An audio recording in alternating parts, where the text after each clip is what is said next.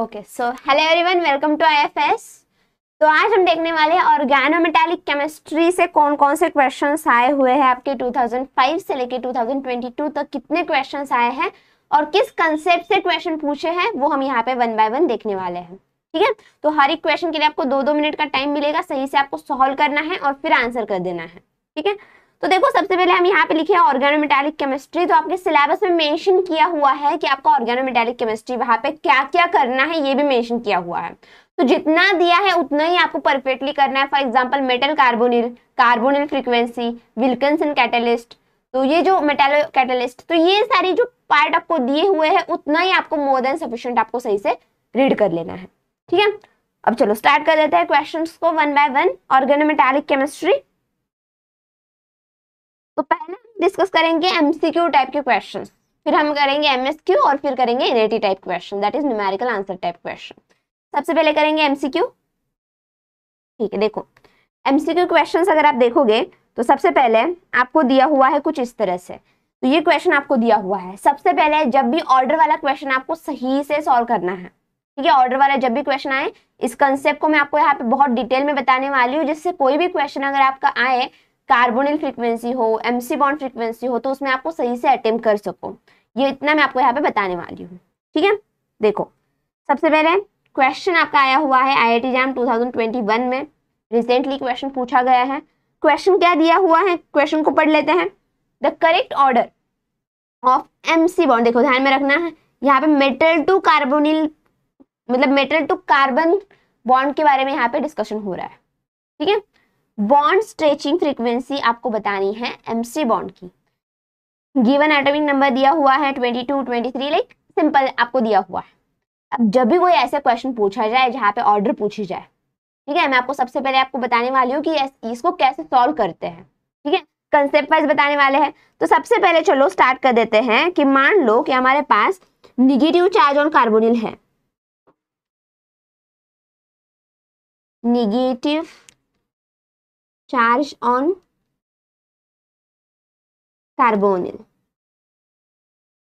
Metal carbonyl लिख देते हैं, negative charge on metal carbonyl. अब ये क्या कर देता है, सबसे पहले देखो, अब निगेटिव चार्ज है, इसका मतलब उसके पास क्या है, इलेक्ट्रॉन डेंसिटी ज्यादा है। तो इलेक्ट्रॉन डेंसिटी ज्यादा होने के कारण ये क्या कर देता है, causes the lower ability of metal, the lower ability of metal to attract electron।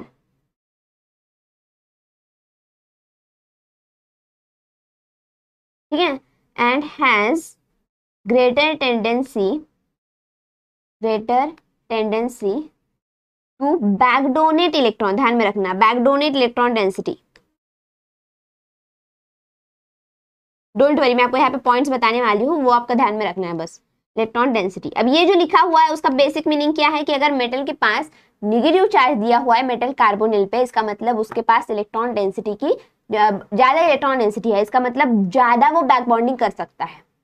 ठीक है, देखो कैसे मैं आपको बता देती हूँ, वन बाय वन यहाँ पे स्टार्ट करेंगे।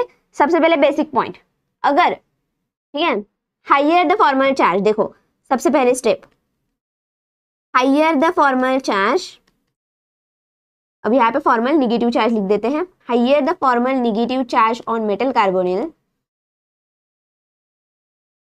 on metal carbonyl,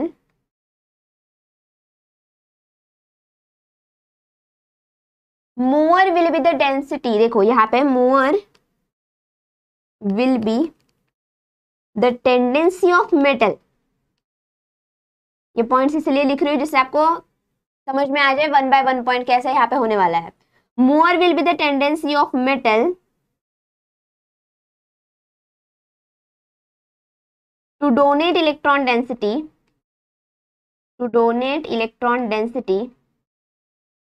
to pi star of CO, देखो pi star of CO मतलब कार्बोनिल के एंटीबॉन्डिंग पाई ऑर्बिटल में उसको मोल डेंसिटी वो दे सकता है। सिंपल मैं आपको बता देती हूँ वन बाय वन। अब देखो अगर मेटल है हमारे पास, ठीक है, यहाँ पे पास CO है, ठीक है, CO है। अब जैसे आपको यहाँ पे दिया हुआ है, मतलब क्या हो जाएगा, देखो ये आपका मेटल ऑर्बिटल है, मेटल डी ऑर्बिटल के इलेक्ट्रॉन्स है मान लो, और ये कार्बोनिल के electrons anti bonding pi star orbital है मान लो। अब होता क्या है, जैसे मेटल के पास अगर ज्यादा इलेक्ट्रॉन डेंसिटी है, इसका मतलब क्या करेगा, ये मेटल अपनी इलेक्ट्रॉन क्या कर देगा, इस कार्बोनिल को दे देगा। ठीक है, मेटल क्या कर देगा, कार्बोनिल को दे देगा। और जैसे ही इलेक्ट्रॉन डेंसिटी बढ़ जाएगी, इसका मतलब higher the formal negative charge on the metal, more will be the tendency of metal to donate electron density to pi star of CO. So that's why what happen, the stretching frequency of carbonyl, अब यहाँ पे क्या हो जाता है, ये कुछ इस तरह से आ जाएगा। अगर इलेक्ट्रॉन डेंसिटी डोनेट कर रहा है तो बॉन्ड ऑर्डर में भी चेंज आ जाएगा। तो इसका मतलब क्या हो रहा है, यहाँ पे स्ट्रेचिंग फ्रीक्वेंसी ऑफ CO, यहाँ पे क्या था, ट्रिपल बॉन्ड था, ट्रिपल बॉन्ड कहाँ हो गया, डबल बॉन्ड में कन्वर्ट हो गया। इसका मतलब कि स्ट्रेचिंग फ्रीक्वेंसी ऑफ CO क्या हो रहा है आपका, stretching frequency of CO, just a minute, हो गया, आपको दिख रहा है यहाँ पे सही से, ठीक है, यहाँ पे लिख देती हूँ, स्ट्रेचिंग फ्रीक्वेंसी क्या हो जाएगी, डिक्रीज हो जाएगी।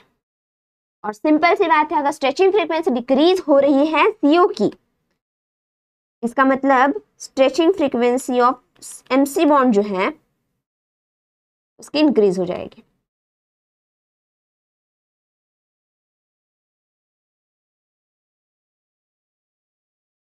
और एक बार सही से देखो, जब भी मेटल के पास हायर इलेक्ट्रॉन डेंसिटी होती है, इसका मतलब वो बैकडोन अपनी इलेक्ट्रॉन डेंसिटी कार्बोनिल के anti bonding pi star orbital में डाल देगा।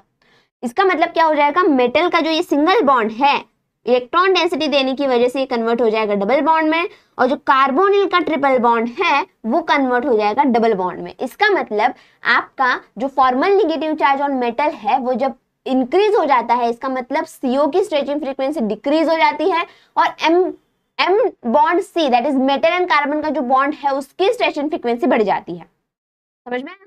ठीक है, अब ये हमने नेगेटिव चार्ज के हिसाब से देख लिया, पॉजिटिव चार्ज के हिसाब से देख लेते हैं। देखो, अब पॉजिटिव चार्ज के हिसाब से देख लेते हैं।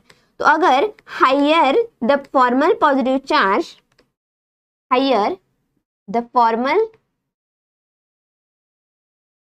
Positive charge on a metal carbonyl, ठीक है, ऑन अ मेटल कार्बोनिल, मतलब मेटल कार्बोनिल पे अगर पॉजिटिव चार्ज है, देखो अगर मेटल कार्बोनिल पे पॉजिटिव चार्ज है तो यहाँ पे क्या हो जाएगा, lower will be the tendency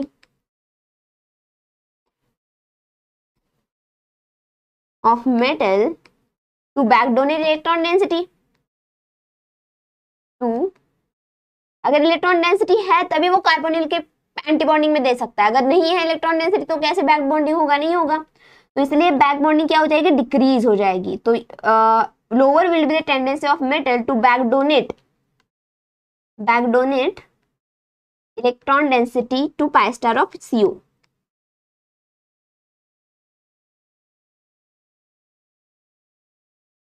to pi star of CO। तो इसका मतलब क्या हो जाएगा, देखो इसका मतलब आपका अगर इलेक्ट्रॉन डेंसिटी की ही कमी है, ठीक है, मेटल के पास अगर इलेक्ट्रॉन डेंसिटी की कमी है, इसका मतलब कार्बोनिल जैसा है वैसा इंटैक्ट रहेगा। इसका मतलब कि CO बॉन्ड ऑर्डर इंक्रीजेस,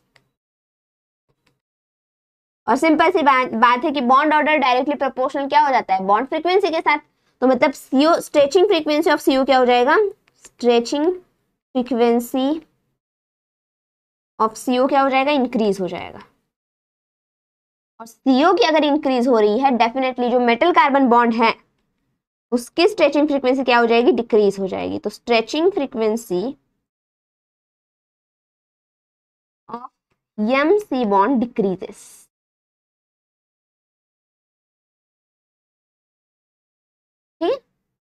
ठीक है, तो this is more than sufficient. अगर आपको कोई भी क्वेश्चन कार्बोनिल के फ्रीक्वेंसी पे पूछे तो आपको सही से क्वेश्चन को पढ़ना है। अगर कार्बोनिल स्ट्रेचिंग फ्रीक्वेंसी बोल रहा है तो ऑर्डर अलग आ जाएगी, मेटल एंड कार्बन का बॉन्ड की फ्रीक्वेंसी बोल रहा है तो उसमें आपका ऑर्डर अलग आने वाला है। ठीक है, अब देखो इसके हिसाब से आप डायरेक्टली बता दोगे कि आपका क्या होने वाला है, निगेटिव चार्ज जैसे बढ़ेगा MC बॉन्ड स्ट्रेंथ क्या होने वाली है, यहाँ पे बढ़ने वाली है। यहाँ पे मैं ये कर देती हूँ,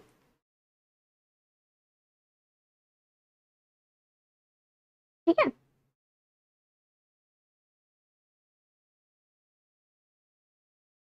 ठीक, अब बता दो आंसर क्या हो सकता है। डायरेक्टली आप बता दोगे कि यहाँ पे जैसे नेगेटिव चार्ज बढ़ता है तो ऑप्शन क्या हो जाएगा, ऑप्शन आपका C यहाँ पे सही होने वाला है। ठीक है, ऑप्शन C आपका क्या हो जाएगा, सही हो जाएगा, क्योंकि नेगेटिव चार्ज यहाँ पे है, ये माइनस चार्ज दिया हुआ है, फिर आपको यहाँ पे चार्ज नहीं है और यहाँ पे आ जाएगा प्लस चार्ज। तो ऑप्शन क्या होने वाला है, ऑप्शन सी आपका यहाँ पे सही होने वाला है। ठीक है, ठीक, चलते हैं नेक्स्ट क्वेश्चन पे। देखो ये क्वेश्चन आपको बहुत ही इजी क्वेश्चन दिया हुआ है आपको ये वाला। देखो आईआईटी एग्जाम 2021 उसी साल और एक क्वेश्चन आपको पूछा गया है ऑर्गेनोमेटालिक केमिस्ट्री से। तो ऑर्गेनोमेटालिक केमिस्ट्री आपका इंपॉर्टेंट टॉपिक है, ध्यान में रखना। ठीक है, देखो for the following reactions the metal carbonyl X and Y are. अब ये रिएक्शन जो दी हुई है कुछ इस तरह से है, देखो मैं यहाँ पे लिख देती हूँ आगे। ये रिएक्शन कुछ इस तरह से है, Na है निकेल जो सॉलिड स्टेट में है, प्लस 4 ऑफ CO रहेगा गैसियस स्टेट में, तो इसका आपका बन जाएगा NiCO4। ठीक है, NiCO4 इसको बोलते हैं मॉन्ड प्रोसेस। निकेल कार्बोनिल बनता है, इसको बोलते हैं मॉन्ड प्रोसेस, तो NiCO4 बन जाएगा। और नेक्स्ट क्या है, that is next one is FeCl2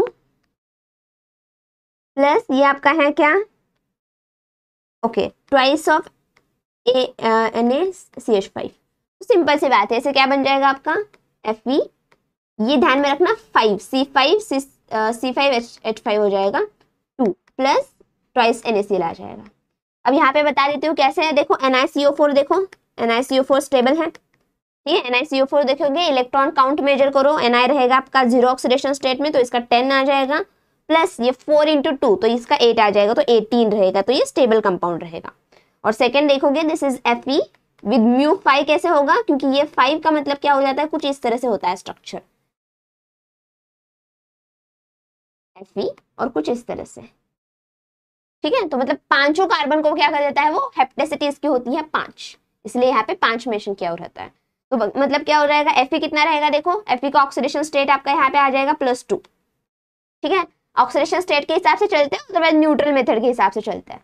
Fe क्या हो जाएगा, scandium, titanium, vanadium, chromium, manganese, iron, तो ये हो जाएगा 8 प्लस ये क्या हो जाएगा 5 तो ये हो जाएगा 10, तो यहाँ पे भी 18 आ जाएगा, तो ये भी आपका स्टेबल कंपाउंड रहेगा। तो आंसर क्या आ जाएगा, सही से देखना, यहाँ पे म्यू होना चाहिए। सबसे पहले NiCO4 होगा, तो ये तो काट दो। अब बाकी वाले देखोगे तो यहाँ पे μ5 है, यहाँ पे μ1 है, तो ये काट दो। यहाँ पे आंसर क्या आ जाएगा, ये ऑप्शन आपका यहाँ पे सही आ जाएगा। ठीक है, ठीक है, अब चलते हैं नेक्स्ट पे। देखो ठीक है, यहाँ पे मैं बताना चाहूंगी, यहाँ पे एक्चुअली है PH। यहाँ पे मैं और एक बार इसको रिवाइज कर देती हूँ, यहाँ पे ये क्वेश्चन एक्चुअली मिसप्रिंट है। ठीक है, मैं क्वेश्चन को देख लेती हूँ, जस्ट अ मिनट। क्वेश्चन आपका कुछ इस तरह से है, देखो पहला आपको दिया हुआ है सही से, सेकंड वाला होगा PPH3 होगा, यहाँ पे होगा PPH3। ठीक है, PPH3 होगा, बाकी वाला PPH2 हाँ सही है, बाकी वाला सही है। और यहाँ पे आपको pK की वैल्यू पूछी है। ठीक है, तो सबसे पहले देखो जब भी कोई ऑर्डर वाला क्वेश्चन आए सही से आपको देखना है, क्योंकि यहाँ पे एक भी अगर आपने मिस कर दिया तो वहां पे आपका आंसर 0 आने, मतलब मार्क आपको 0 मिलने वाले। देखो सबसे पहले आपको जो दिया हुआ है, ठीक है, आपको जो दिया हुआ है सबसे पहले ये क्या है आपका, हमेशा ध्यान में रखना जो मेटल कार्बोनिल हाइड्राइड है, ये एसिडिक इन नेचर होते हैं, आर एसिडिक इन नेचर। ठीक है, एसिडिक इन नेचर। अब यहाँ पे सबसे इंपॉर्टेंट अगर आप देखोगे तो यहाँ आपको सब्स्टिट्यूएंट अलग अलग दिए हुए हैं, एक दिया हुआ है PPH दिया हुआ है, एक POH दिया हुआ है और एक PPH3 दिया हुआ है। इसका मतलब क्या है, सबसे पहले हम क्या करेंगे, सबसे पहले हम देखेंगे कि कौन सा वाला एसिडिक है। पहले एसिडिटी ऑर्डर से चलते हैं, एसिडिटी ऑर्डर से चलते हैं। ठीक है, मैं बता देती हूँ, देखो आगे बता देते हैं। देखो पहले चलते हैं एसिडिटी ऑर्डर से। अब होता क्या है, एसिडिटी ऑर्डर मतलब आपको ध्यान में रखना है कुछ इस तरह से, देखो ठीक है। अब मेटल यहाँ पे है आपका, ठीक है, मेटल आपका कोबाल्ट दिया हुआ है, मैंने जनरल इनकंसिडर मेटल मान लिया। यहाँ पे हाइड्रोजन है और यहाँ पे मान लो आपका कार्बोनिल है। अब ऐसे ही सब्स्टिट्यूएंट अलग अलग आए हुए आपके मेटल पे, तो होगा क्या कि जितना आपका यहाँ पे एंटीबॉन्डिंग पाई ऑर्बिटल होगा उतना मेटल इलेक्ट्रॉन डेंसिटी, अगर देखो ये मेटल है, उसके फील्ड मेटल ऑर्बिटल है मान लो। अब जैसे ही मेटल इलेक्ट्रॉन डेंसिटी इसको देगा, इसका मतलब ये H क्या कर सकता है, easily as a H+ remove हो सकता है, और इसी को हम बोलते हैं एसिडिटी। ठीक है, अब ऐसे अगर आपको कोई दिया हुआ है तो कैसे करना है, अब आपको देखना पड़ेगा कौन सा वाला सब्स्टिट्यूएंट जुड़ा हुआ है। अब देखो सबसे पहले आपको जुड़ा हुआ है कार्बोनिल, तो एसिडिक सबसे ज्यादा तो एसिडिक ये होने वाला है, मोस्ट एसिडिक, जहां पे आपका क्या हुआ है, ओनली कार्बोनिल जुड़ा हुआ है। अब यहाँ पे कोई कार्बोनिल के साथ मान लो कि हमारा एक कुछ इस तरह से सब्स्टिट्यूएंट जुड़ा हुआ है, जो आपका P, यहाँ पे ऐसे लिख देती हूँ खुल के, OPH। ठीक है। अब होगा क्या कि ये आपका क्या कर देगा, ये क्या कर देगा, इसको इलेक्ट्रॉन डेंसिटी डोनेट कर देगा, और जिसका जितने क्या कर देगा, इलेक्ट्रॉन डेंसिटी डोनेट कर देगा, तो इसका मतलब क्या हो जाएगा, मेटल की इलेक्ट्रॉन डेंसिटी एक्चुअली में क्या होनी चाहिए, कम होनी चाहिए। ठीक है, तो यहाँ पे क्या हो जाएगा, पीओएच ले लो, अदरवाइज नेक्स्ट वाला क्या है, पीपीएच3, यहाँ पे लिख देती हूँ मैं। सबसे पहले अगर आप देखोगे एसिडिटी ऑर्डर में, पहले तो कार्बोनिल आपका है ही, लेकिन कार्बोनिल के बाद अगर आप देखोगे तो आपका आने वाला है दैट इज POH थ्राइस, ये वाला आ जाएगा कार्बो, फिर आपका आ जाएगा जिसमें जिसमें क्या होने वाले, PH3 होने वाला है, यहाँ पे हो जाएगा PPH3, just a minute, PPH3 हो जाएगा, और फिर आपका आ जाएगा PPH3 ट्वाइस। ठीक है, ये वाला PPH3 ट्वाइस है। तो यहाँ पे अगर आप देखोगे PPH3 ट्वाइस दिया हुआ है, यहाँ पे PPH3 दिया हुआ है, जस्ट अ मिनट,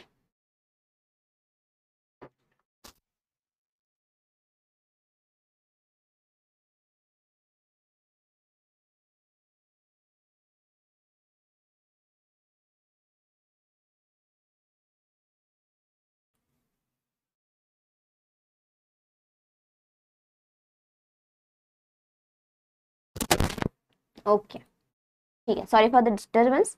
तो यहाँ पे फिर क्या आ जाएगा, देखो ये मेटल हाइड्राइड मैंने बोल दिया है, अब यहाँ पे PPH3 है, तो इसके हिसाब से पीके ऑर्डर क्या हो जाएगा, इसका रिवर्स हो जाएगा। ठीक है, तो सबसे पहले अगर आप देखोगे तो यहाँ पे मैं लिख देती हूँ एसिडिटी ऑर्डर। ठीक है, एसिडिटी ऑर्डर क्या हो जाएगी, देखो एसिडिटी ऑर्डर सबसे पहले आ जाएगा, जहाँ पे कार्बोनिल है, pi star anti bonding orbital है, इलेक्ट्रॉन डेंसिटी खींचेगा तो H इजीली रिमूव हो सकता है। ठीक है, तो H अगर इजीली रिमूव हो रहा है, इसका मतलब क्या आ जाएगा, फर्स्ट वाला जो है, यहाँ पे लिख देती हूँ मैं CO4, ये वाला क्या हो जाएगा, सबसे एसिडिक आ जाएगा। इसको ऐसे लिखने से अच्छा है ऑर्डर में लिख देते हैं, फर्स्ट वाला क्या हो जाएगा, सबसे एसिडिक हो जाएगा। ठीक है, अब देखोगे PPH3 POH, तो POH में क्या कर देगा, POH में आपका इलेक्ट्रॉन डेंसिटी डोनेट कर लेगा और फिर से ज्यादा हो जाएगा, सॉरी ऑक्सीजन क्या करेगा, इलेक्ट्रॉन डेंसिटी खींच लेगा, तो यहाँ पे जैसे खींचेगा मतलब H प्लस की as compare to carbonyl tendency कम हो जाएगी, तो इसका क्या आ जाएगा आंसर, देखो फर्स्ट के बाद आपका आ जाएगा थर्ड, जहाँ पे POH रोल प्ले करेगा, उसके बाद होगा आपका PPH3, तो ये आपका आ जाएगा सेकेंड एसिडिटी के ऑर्डर में, और फिर आपका जाएगा ये। ठीक है, अब पीके अगर आप देखोगे, पीके ऑर्डर देखोगे तो क्या हो जाएगा, देखो फोर्थ, फिर सेकेंड, फिर थर्ड एंड देन फर्स्ट, तो ऑप्शन क्या आ जाएगा, ऑप्शन सी आपका यहाँ पे सही आ जाएगा। ठीक है, तो इसको थोड़ा सा आपको पढ़ना पड़ेगा, जब पढ़ोगे क्वेश्चन को प्रैक्टिस करोगे तभी आपको ये क्वेश्चन आ सकते हैं। ठीक है, चलते हैं नेक्स्ट क्वेश्चन पे। देखो ये वाला क्वेश्चन वैसे ही है और कुछ नहीं है, यहाँ पे दिया हुआ है, देखो IIT जैम 2020 का क्वेश्चन दिया हुआ है। देखो रिसेंटली ही बहुत सारे क्वेश्चंस आपके इस कंसेप्ट से पूछे गए हैं। The correct order of CO vibrational stretching frequency in the following complex. अब यहाँ पे आपको ये तो सारा सेम दिख रहा है, चेंज कहाँ पे है, सब्स्टिट्यूएंट पे चेंज है। ठीक है, सब्स्टिट्यूएंट पे चेंज है। अब जब भी कोई ऐसे क्वेश्चन आपको आ जाए जहाँ पे सब्स्टिट्यूएंट पे चेंज है, इसका मतलब आपको क्या करना है, आपको देखना है कि वो पाई एक्सेप्टर है या पाई डोनर है। ठीक है, तो पाई एक्सेप्टर एबिलिटी अगर आप देखोगे, पाई एक्सेप्टर एबिलिटी अगर आप देखोगे तो किसकी ज्यादा है, देखो पाई एक्सेप्टर एबिलिटी आपकी हो जाएगी PH3 की ज्यादा, फिर आ जाएगा PCl3 और फिर आ जाएगा POMe3, क्योंकि ये डोनेटिंग हो जाएगा क्योंकि ऑक्सीजन के लोन पेयर है। एक्सेप्टिंग के हिसाब से PPH। अब ये इसको कैसे रिलेट करना है, अब देखो मेटल है, यहाँ पे कोई ग्रुप है, पाई एक्सेप्टर ग्रुप है मान लो, और यहाँ पे पाई एक्सेप्टर ग्रुप है और यहाँ पे कार्बोनिल है। अब सिंपल सा पॉइंट है यहाँ पे कि यहाँ पे आप जब सॉल्व करोगे तो ये क्या आ जाएगा, देखो PF3 मतलब इलेक्ट्रॉन डेंसिटी अपनी तरफ खींचेगा। ठीक है, ज्यादा अपनी तरफ खींचेगा, मान लो PF3 है तो अपनी तरफ खींचेगा क्योंकि पाई एक्सेप्टर एबिलिटी ज्यादा है, अपनी तरफ खींचेगा, इसमें CO आपका इंटैक्ट रहेगा, जैसे आपका ट्रिपल बॉन्ड में है वैसे ही इंटैक्ट रहेगा, मतलब क्या हो जाएगा इसमें, उसका कार्बोनिक फ्रीक्वेंसी बढ़ जाएगी, CO की क्या हो जाएगी, कार्बोनिक फ्रीक्वेंसी क्या हो जाएगी, बढ़ जाएगी अगर PF3 है, तो मतलब PF3 फिर PCl3 और फिर ये, तो मतलब क्या आ जाएगा, देखो first then second and then third आ जाएगा, तो ऑप्शन क्या आ जाएगा आपका, ऑप्शन बी आपका यहाँ पे सही आ जाएगा। सबसे पहले PF3 pi acceptor ability directly proportional to बोल सकते हो स्ट्रेचिंग फ्रीक्वेंसी ऑफ CO। ठीक है, ओके चलते हैं नेक्स्ट क्वेश्चन पे। देखो ये तो इतना इजी क्वेश्चन पूछ लिया है, देखो IIT JAM 2019 में पूछा हुआ क्वेश्चन है ये। क्वेश्चन क्या पूछा है आपको कि metal carbonyl, just a minute, okay, metal carbonyl multiple bonds in metal carbonyl are preferentially identified from the stretching frequency of option A carbon oxygen bond, option B metal carbon bond, option C metal oxygen bond और option D carbon carbon bond. इतना easy question आपको पूछ लिया है, अभी तो मैंने बता दिया है। हम क्या करते हैं, कुछ इस तरह से रिलेट करते हैं इसको। अब यहाँ पे मेटल कार्बोनिल मल्टीपल बॉन्ड मतलब ये जो आपका है, ये किसके हिसाब से पता चलेगा आपको, कार्बोनिल CO बॉन्ड में कैसे स्ट्रेचिंग फ्रीक्वेंसी है उसके हिसाब से वैरी होगा। इसका ऑलरेडी एक्सप्लेनेशन मैंने ऑप्शन क्वेश्चन नंबर फर्स्ट में ऑलरेडी एक्सप्लेन किया हुआ है। तो क्या हो जाएगा, मेटल ऑक्सीजन बॉन्ड आ जाएगा, और सॉरी कार्बन ऑक्सीजन बॉन्ड आ जाएगा। MC bond length were related to the CO bond, that is metal carbon oxygen bond, sorry for this, carbon oxygen bond, ठीक है, ओके। अब चलते हैं आगे। देखो ये भी बहुत इजी है। देखो क्वेश्चन आपको दिया हुआ है, IIT JAM 2018 का क्वेश्चन आपके सामने है। क्वेश्चन दिया हुआ है the complexes that is C6 acid मतलब बेंजीन है, डाइबेंजीन वेनेडियम एंड डाइबेंजीन, यहाँ पे डाइबेंजीन चाहिए, dibenzene chromium are both readily oxidize in air to their respective cations. Cations उन्होंने मेंशन भी किया हुआ है। The number of unpaired electron respectively are. बहुत ही सिंपल क्वेश्चन है, आपको दिया हुआ है कुछ इस तरह से, ठीक है, और ये कैटायन में कन्वर्ट होता है वो भी आपको दिया हुआ है, तो ज्यादा सोचने की जरूरत ही नहीं है। आपको बस क्या करना है, इसमें इलेक्ट्रॉन काउंट निकालना है सही से और फिर आंसर देख लेना है। अब भी देखोगे तो C6H6 मतलब ये हो जाएंगे 6 प्लस वेनेडियम है, तो वेनेडियम क्या हो जाएगा, देखो स्कैंडियम टिटेनियम वेनेडियम, तो ये आ जाएगा 5, ठीक है, 5 आ जाएगा, ओके। 6 × 2 है इसलिए वो, हाँ 6 × 2 12 हो जाएगा, 12 आ जाएगा C6H6 बेंजीन का, वेनेडियम का आ गया 5, तो ये आ जाएगा कितना, देखो 17 आ जाएगा, और +1 है, इसका मतलब आ जाएगा -1 करके 16, और ये इवन नंबर है। इवन नंबर मतलब क्या हो जाएगा, अनपेयर्ड इलेक्ट्रॉन्स नहीं रहेगा। इवन नंबर मतलब अनपेयर्ड इलेक्ट्रॉन्स नहीं रहेगा, तो अनपेयर्ड इलेक्ट्रॉन्स हो जाएगा यहाँ पे 0, तो ये ऑप्शन तो कट हो गया। अब यहाँ पे देख लेते हैं, यहाँ पे क्या हो जाएगा, यहाँ पे हो जाएगा C6H6, तो 6 × 2 हो जाएगा 12 प्लस क्रोमियम है, स्कैंडियम टिटेनियम वेनेडियम क्रोमियम, तो ये आ जाएगा 6, तो ये आ जाएगा 18, जस्ट अ मिनट यहाँ, ओके यहाँ पे पॉजिटिव करना मिस कर दिया मैंने, ठीक है, तो ये 18 आ जाएगा, सही बात है, लेकिन यहाँ पे एक इलेक्ट्रॉन उन्होंने लूज किया हुआ है, तो ये आपका आ जाएगा -1 17 आ जाएगा, तो ये मेरा ऑड स्पेसेस आ गई, मतलब यहाँ पे 1 अनपेयर्ड इलेक्ट्रॉन रहेगा, तो मतलब क्या हो जाएगा, ऑप्शन 3 आपका यहाँ पे सही आ जाएगा। ऑप्शन 3 क्या हो जाएगा, यहाँ पे सही आ जाएगा, ठीक है। चलते हैं नेक्स्ट क्वेश्चन पे। देखो सेम क्वेश्चन, इसको एक्सप्लेन करने की जरूरत ही नहीं है, पहले ही क्वेश्चन में मैंने सारा एक्सप्लेनेशन दे दिया है। यहाँ पे क्या आ जाएगा, देखो जैसे हमारे यहाँ पे क्या आंसर आ गया था, यहाँ पे आंसर आ गया था मेरा 3rd, मतलब यहाँ पे 3 आ गया है, ठीक है। अब यहाँ पे देख लेते हैं क्या आंसर आएगा।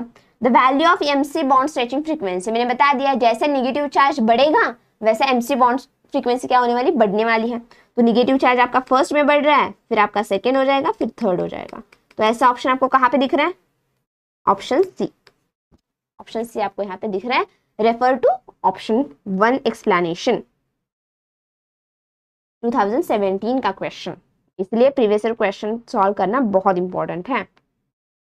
अब ये देखो बहुत ही इजी क्वेश्चन है, कॉम्प्लेक्स आपको दिया हुआ है FeCOX। अब ऑलरेडी मैंने बता दिया है क्या होना चाहिए, 18 इलेक्ट्रॉन रूल फॉलो करना चाहिए। अब 18 इलेक्ट्रॉन रूल अगर फॉलो करना है तो 2015 का क्वेश्चन है, ये बहुत ही इजी क्वेश्चन। तो ये क्या हो जाएगा, Fe मतलब क्या हो जाएगा, देखो Fe का मतलब हो जाएगा कि scandium titanium vanadium chromium magnet iron, तो मतलब ये हो जाएगा आपका 8 प्लस 5, सॉरी यहाँ पे क्या हो जाएगा, एक CO आपको 2 इलेक्ट्रॉन देता है, तो 2x = 18 कर दो, क्या हो जाएगा, कुछ इस तरह से आ जाएगा, सिंपल 5 आंसर आपका आ जाएगा, ठीक है। 18 इलेक्ट्रॉन रूल फॉलो करो, आपको समझ में आ जाएगा आंसर क्या होगा। चलो ये वाला क्वेश्चन देखो बहुत इजी है, 2013 का क्वेश्चन आपके स्क्रीन पे, IIT JAM 2013 का क्वेश्चन आपको दिया हुआ है that is the hybridization of central metal ion and the shape of Wilkinson catalyst. अब आपको यहाँ पे विल्किंसन कैटलिस्ट क्या होता है वो पता होना चाहिए। देखो विल्किंसन कैटलिस्ट, ठीक है, तो विल्किंसन कैटलिस्ट रहता है कुछ इस तरह से, 3 और Cl होता है, राइट। अब देखो यहाँ पे क्या होता है आपका RH, PPH3, PPH3, PPH3 and Cl। तो ये ध्यान में रखना, ये आपका होता है स्क्वायर प्लेनर, और डेफिनेटली स्क्वायर प्लेनर है तो DsP2 हाइब्रिडाइजेशन आ जाएगा, ठीक है। तो ऑप्शन आ जाएगा आपका सिंपल सिंपल बेसिक क्वेश्चन आपको दिया हुआ है विल्किंसन कैटलिस्ट से। और ये भी बता देती हूँ मैं, जो विल्किंसन कैटलिस्ट है वो बहुत इंपॉर्टेंट है क्योंकि आपको हाइड्रोजनेशन प्रोसेस के लिए बहुत यूज हो जाता है, ठीक है, ठीक है। अब ये वाला क्वेश्चन देखो, यहाँ पे भी न्यू मिस कर दिया है, just a minute, okay. Among the following which is not pi bonded organometallic compound, question पूछा हुआ है 2012 का।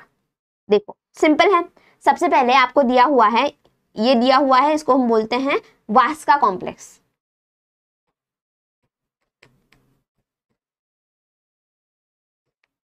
ठीक है, इसको बोलते हैं फेरोसिन।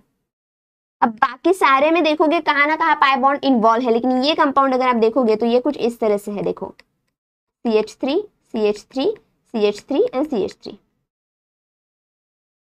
सॉरी ये आपका रहेगा टेट्राहेड्रल फॉर्म में, ठीक है, टेट्राहेड्रल फॉर्म में रहेगा ऐसे, मैंने स्क्वायर प्लेनर में गलती से दिखा दिया।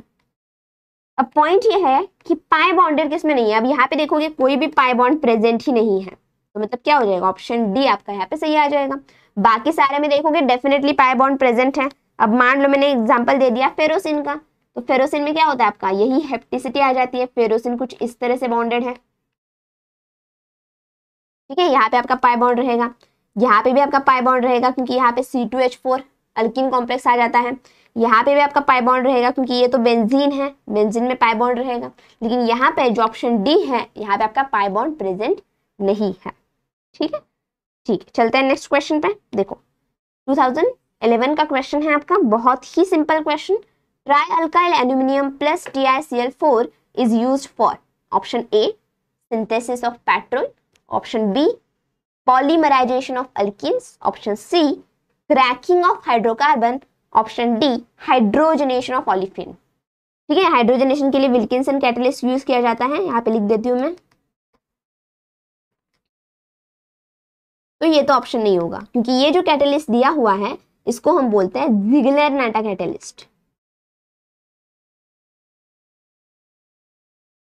और हमेशा ध्यान में रखना जिगलर-नाटा कैटलिस्ट आपका पॉलीमराइजेशन के प्रोसेस में इन्वॉल्व होता है, ये रेडिकल मैकेनिज्म से जाता है, ठीक है। तो ऑप्शन क्या आ जाएगा, ऑप्शन बी आ जाएगा। यहाँ पे थोड़ा सा इंफॉर्मेशन दे देती हूँ, पेट्रोल में क्या किया जाता है, anti knocking agent, octane number करके कंसेप्ट आता है जिसमें लीड यूज किया जाता है, ठीक है, हाँ लीड यूज किया जाता है, पॉलीइथाइल लीड किया जाता है, PL, ठीक है। क्रैकिंग ऑफ हाइड्रोकार्बन्स मतलब जिसको हम बोलते हैं pyrolysis process, pyrolysis and cracking में ये कंसेप्ट आ जाता है, जिसको हाई टेम्परेचर पे क्या कर देते हैं, हाइड्रोकार्बन को हीट कर देते हैं, सो क्रैकिंग प्रोसेस हो जाता है। तो ऑप्शन बी आपका यहाँ पे सही आने वाला है, ठीक है। चलते हैं नेक्स्ट पे, ये भी बहुत ही इजी क्वेश्चन है, देखो 2009 का क्वेश्चन है, IUPAC नेम पूछा हुआ है।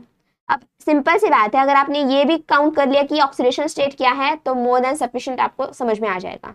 CO की ऑक्सीडेशन स्टेट होती है 0, तो Mn की भी क्या आ जाएगी 0, तो ये तो दो ऑप्शन आप ऐसे ही कट कर सकते हो। अब बचे दो ऑप्शन में क्या करेंगे, बचे दो ऑप्शन में आपको क्या दिया हुआ है 12, आपको 12 CO दिया हुआ है, इसका मतलब क्या हो जाएगा, डोडेका कार्बोनिल ट्राइमैंगनीज हो जाएगा, तो ऑप्शन आ जाएगा सी, ठीक है, ऑप्शन सी सही आ जाएगा। ऑप्शन आप ऑक्सीडेशन स्टेट के हिसाब से दो ऑप्शन तो आपने ऐसे एलिमिनेट कर दिए, इससे आप इजीली क्या कर सकते हो, ऑप्शन को फाइंड कर सकते हो। अब ये देखो 2008 में क्वेश्चन पूछा हुआ है, सिंपल है, द नेचर ऑफ लिगैंड, आपको ये कुछ इस तरह से लिगैंड दिया हुआ है, यहाँ पे MgBr दिया हुआ है, इसका मतलब क्या है, ये पॉजिटिव होगा तो ये निगेटिव आ जाएगा। तो ये सिंपल सी बात है, ये आपका लिगैंड किस तरह से आ जाएगा, ये आपका मोनोहेप्टो होगा, ठीक है, मोनोहेप्टो हो जाएगा क्योंकि एक ही आपका क्या कर सकता है इसके साथ हेप्टिसिटी दिखा सकता है, μ1 आपका आ सकता है क्योंकि ये ऑलरेडी बाउंडेड है, ठीक है, ये ऑलरेडी बाउंडेड है। तो एक तो ये जो है उसके साथ ही क्या कर सकता है, ये अपनी लिगैंड दिखा सकता है, हेप्टिसिटी दिखा सकता है। ऑप्शन ए आपका करेक्ट आ जाएगा। अब ये भी बहुत ही इजी क्वेश्चन, बहुत इजी क्वेश्चन आपके ऑर्गेनोमेटालिक से पूछे हैं ऑलरेडी। बहुत मतलब प्रीवियस ईयर में अगर आप देखो 2005 2010 से बहुत इजी है, लेकिन अभी अभी थोड़े कॉम्प्लेक्स क्वेश्चंस जनरेट हो गए हैं जो आईआईटी एग्जाम में पूछे जा रहे हैं। अब देखो सिंपल पूछा है, linear in linear metal nitrosyl the NO act as, option A 1 electron donor, option B 2 electron, option 3 electron, 4 electron. तो हमेशा ध्यान में रखना जब भी आपका मेटल नाइट्रोसिल लीनियर होता है, इसका मतलब वो आपका क्या करता है, 3 इलेक्ट्रॉन डोनर होता है। और जब भी वो बेंड शेप में रहता है, ध्यान में रखना डबल बॉन्ड ऑर्डर भी सही से देख लेना, जब भी वो बेंड शेप में रहता है वो आपका 1 इलेक्ट्रॉन डोनर होता है। ऑप्शन क्या आ जाएगा, ऑप्शन सी आपका यहाँ पे सही आने वाला है। ठीक, अब चलते हैं नेक्स्ट क्वेश्चन पे। देखो 2006 में और एक बार ये क्वेश्चन दिया हुआ है आपको, अनस्टेबल स्पेसिस। अब यहाँ पे हर एक के लिए आप कैलकुलेट करके देख सकते हो, लेकिन आई विल सजेस्ट कि आप डायरेक्टली देखो CR06। आपको क्या करना है, जब भी कोई स्टेबिलिटी पे क्वेश्चन आए आपको 18 इलेक्ट्रॉन रूल चेक करना है। आपको देखना है कौन कौन से स्पेसिस में 18 इलेक्ट्रॉन रूल दिया हुआ है। अगर 18 फॉलो कर रहा है मतलब वो स्टेबल है, और 18 फॉलो नहीं कर रहा है मतलब वो अनस्टेबल है। ठीक है, तो यहाँ पे अगर आप हर एक के लिए देखोगे तो ऑप्शन बी आपका यहाँ पे क्या हो जाएगा, देखो वी मतलब आपका क्या आ जाएगा, वैनेडियम, स्कैंडियम, टिटेनियम, वैनेडियम। तो ये आपका आ जाएगा 5 और 6 × 2 तो यह आ जाएगा 17 इलेक्ट्रॉन स्पेसिस आ जाएगी जो 18 इलेक्ट्रॉन रूल को फॉलो नहीं करती। तो इसलिए ऑप्शन बी आपका यहाँ पे सही आ जाएगा। ठीक है, अब चलते हैं नेक्स्ट क्वेश्चन पे। देखो 2006 में बहुत सारे क्वेश्चंस आपको पूछे गए हैं इसमें।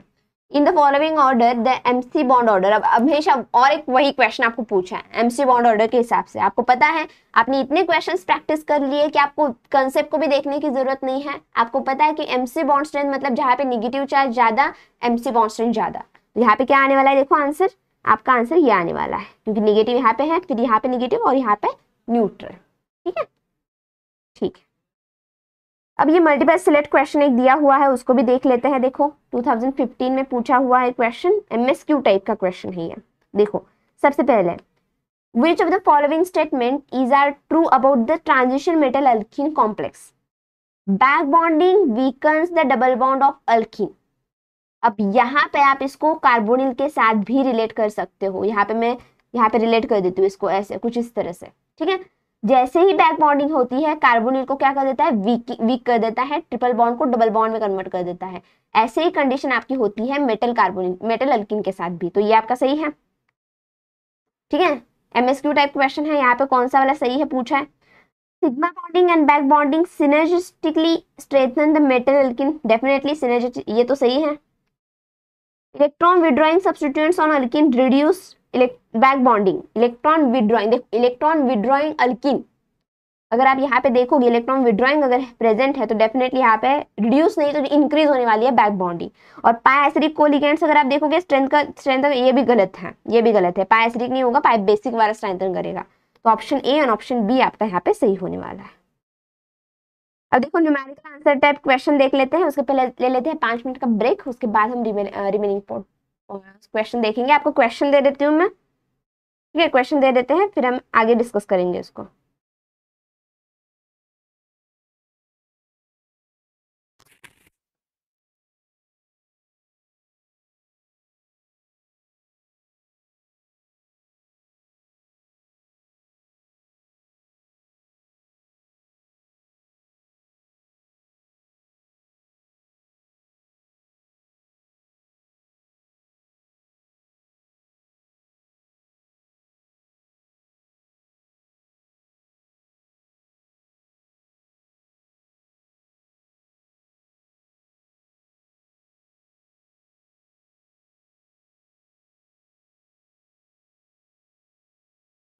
ओके, नेक्स्ट वाला जो क्वेश्चन है that will belongs to the main group element, वो मेन ग्रुप में कवर किया जाएगा। अब यहाँ पे इंपॉर्टेंट टॉपिक्स मैं बता देती हूँ जो आपको ऑर्गेनोमेटालिक्स में पढ़ने हैं, बहुत इंपॉर्टेंट है, उसको लिख लेना सही से। that important subtopics from organometallic.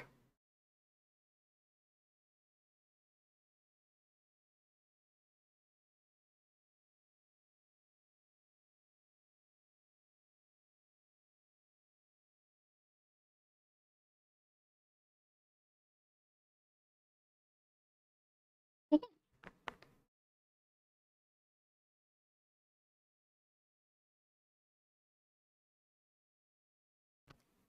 सबसे पहला आपका आता है 18 इलेक्ट्रॉन रूल।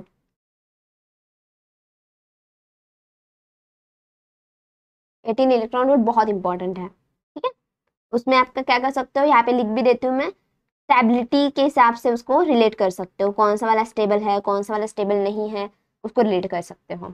सेकेंड आपका आएगा मेटल कार्बोनिल। मेटल कार्बोनिल में stretching frequency most important topic है। ठीक है, metal carbonyl stretching frequency, stretching bond frequency. अब वो मेटल कार्बन बॉन्ड के लिए भी पूछ सकता है, अदरवाइज कार्बोनिल के भी पूछ सकता है।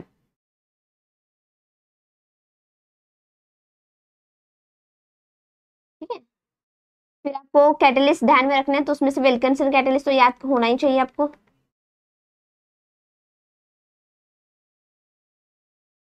ठीक है, और नॉर्मल जो मेटल अल्किन कॉम्प्लेक्स है वो एक बार आपने मेटल कार्बोनिल कर लिया, उसको ही आप रिलेट कर सकते हो।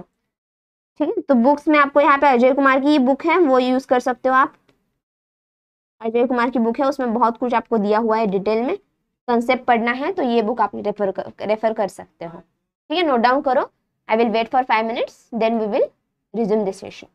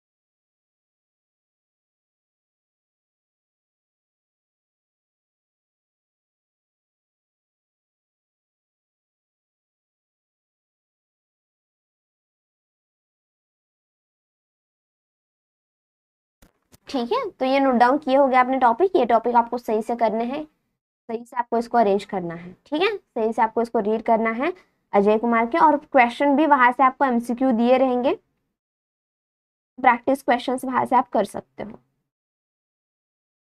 ठीक है, this is more than sufficient. अगर एक दो क्वेश्चन भी आपके आ गए तो आपको होना चाहिए, इतने आप मोर देन सफिशिएंट है इस टॉपिक के लिए। ठीक है, okay, so that's all for today. Thank you everyone, happy learning.